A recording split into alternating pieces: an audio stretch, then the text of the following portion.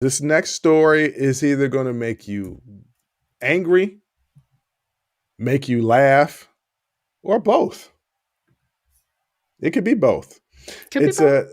it's an article in The Guardian, and the article title is called New York Vigilantes Take Down a Migrant quotation on live TV, but he was from the US. So what happened? The incident occurred during a live interview on Fox News with Curtis Sliwa. I think it's Sliwa. That could be what it is. Sliwa. Okay. Mm-hmm. Okay. It's Sliwa. We're going to just say Curtis. Curtis. Curtis Sliwa, who is the founder of the Guardian Angels, a New York City-based vigilante group. During the interview on Fox News, an off-screen disturbance took place, and the camera panned to show a group members confronting an unidentified man, pushing him to the sidewalk, placing him in a headlock. Curtis claimed that the man was a migrant and had been shoplifting. But here's the thing.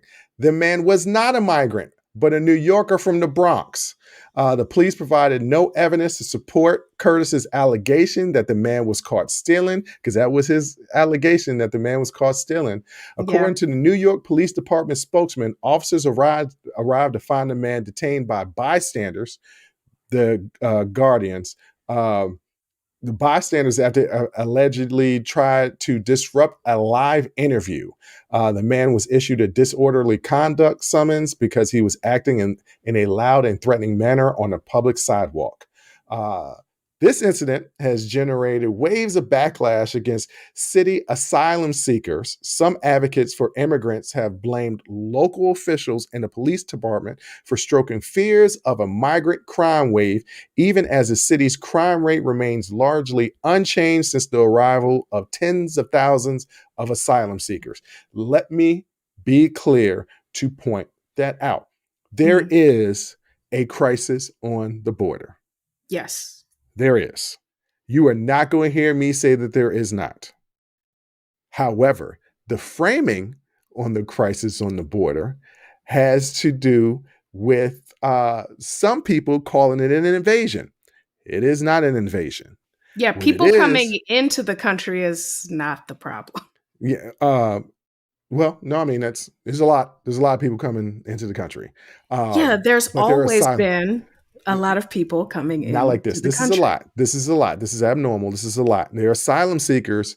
And I'm not even going to get into the politics of the asylum seekers and why they're seeking asylum. I see too many people who don't know the history of the U.S. involvement in Central and South America of destabilizing governments, putting in people in power that we think are our benefit. A lot of things that Putin is doing that we all admit is horrible, we have done in Central and South America and completely destabilized these countries because we were combating quote unquote communism. And the only country that we could not do it to was Cuba.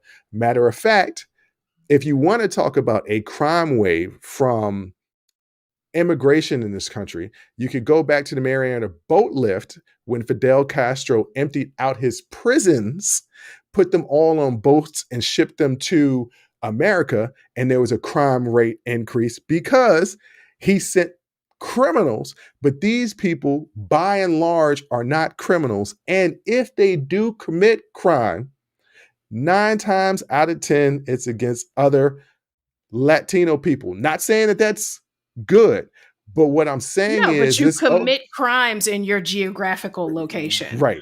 And what I'm saying is that there is not a crime wave. They have you up in arms and fearful because the people are different than you. Mm-hmm. And that doesn't go for, I'm not just talking about white people. I'm talking about everybody. The people are different than you, because you hear Black people saying like, I'm scared. You hear other Latino people that are here, but from different countries saying that they are scared because they're different from you, but they're escaping a hellscape. Yeah. That, guess what? We had a little hand in creating, but yeah, there's been this narrative, and it was just funny because he was this guy, the founder of the Guardians, was doing this live interview. They say they caught a migrant shoplifting. The dude wasn't shoplifting.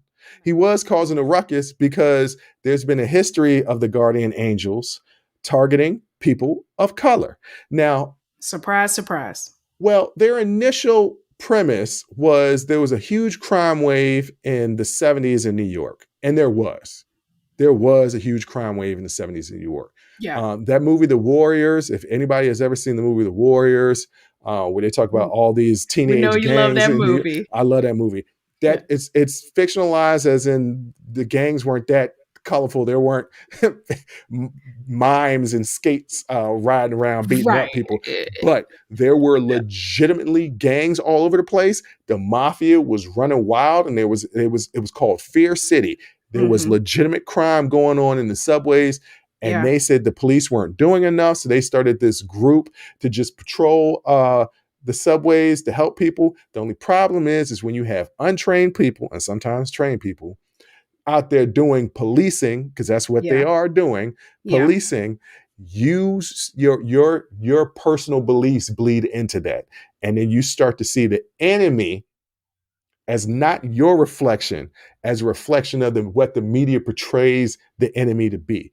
Yes. And the majority of the time, the bad guys in all TV shows or movies, poor, black and brown, rich, white and evil, foreign. Those are the bad guys. Yeah. So you tend to look at those people as the bad guys. But I thought it was funny that Fox News had thought, and it was on Sean Hannity too. Fox News had thought they got this great interview, and here they are. It wasn't a migrant worker. So it disproved everything that they were saying. And it just... My question is, if you're going to stop someone that you think was allegedly shoplifting, okay, where did you even get that he was migrant? Like, where did that even come from? Here's the kicker. Yeah. So the article says because Curtis came out and said it, he was speaking Spanish with a bunch of other Spanish people. Excuse me. I don't know if anybody has ever been to the Bronx, and I know things have changed from gentrification, but there is a reason why they call it the Spanish section of the Bronx, because there is a Spanish section of the Bronx.